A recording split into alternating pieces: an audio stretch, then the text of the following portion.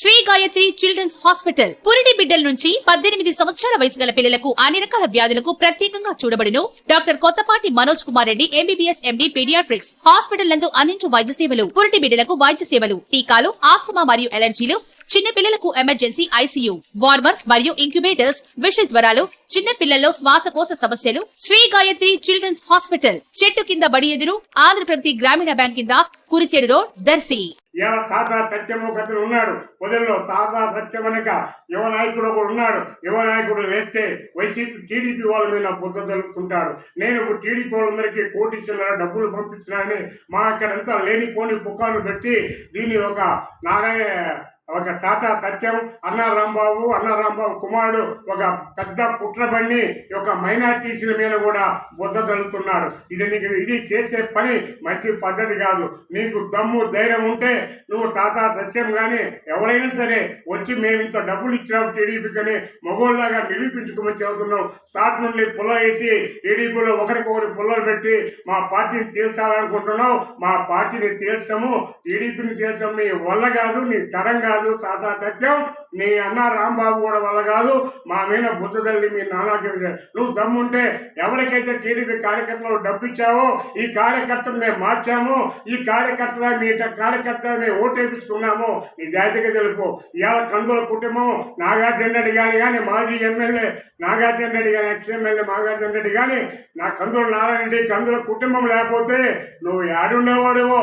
తాత సత్యం ఒక్కసారి గుర్తు చేసుకో. నువ్వు ఎంత వరకు ఉండాలని అంత వరకు ఉండు.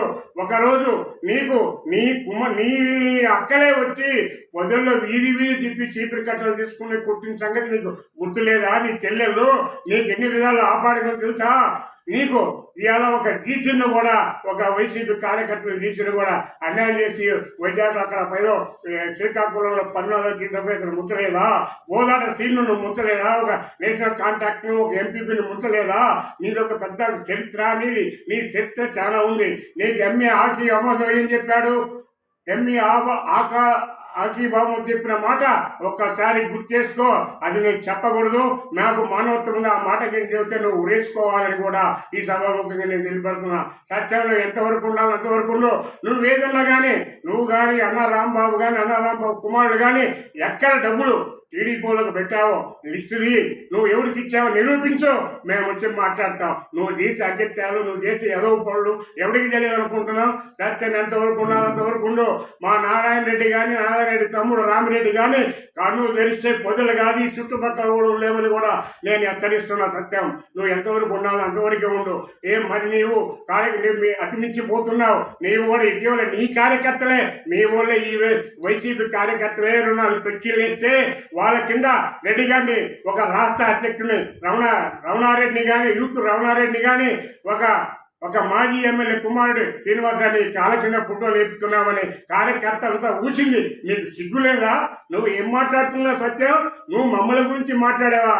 నారాయణ రెడ్డి కానీ వాళ్ళ కుటుంబం కందుల కుటుంబం తెలిస్తే ఎక్కడ ఉంటావో తెలియదు. కందుల కుటుంబం మీకు అండగా నిలబడి మొగోళ్ళలాగా నిలబడింది. అందుకని ఈ పని చేసేది నువ్వు ఒక అన్నా రాంబాబు సపోర్ట్ చేసి ఈ విధంగా మా మీద కించపరచాలని చూస్తా. ఎంతవరకు ఉండాలి అంతవరకు ఉందని కూడా సభాముఖంగా తెలియపరుస్తున్నా.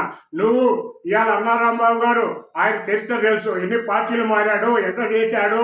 ఆయన కుటుంబం మార్కాపురంలో ఆయన కందుల కుటుంబమే ఒకప్పుడు అండగా నిలిచింది. ఈరోజు పార్టీలు ఉంటాయి, పార్టీలు మారుతాయి. మా నాయకుడు ఒకే పార్టీ, ఒకే సిద్ధాంతం, ఒకే వ్యవహారంలో ఒక చంద్రబాబు నాయుడు అని ఆయనే నాకు దేవుడని కూడా ఆయన ఆనందంతో ఉన్నాడు. కాబట్టి మీరు ఇలాంటి మాటలు చెప్పి ఇక్కడ ప్రజల్ని రెచ్చగొట్టే మార్గం చేయగాకు.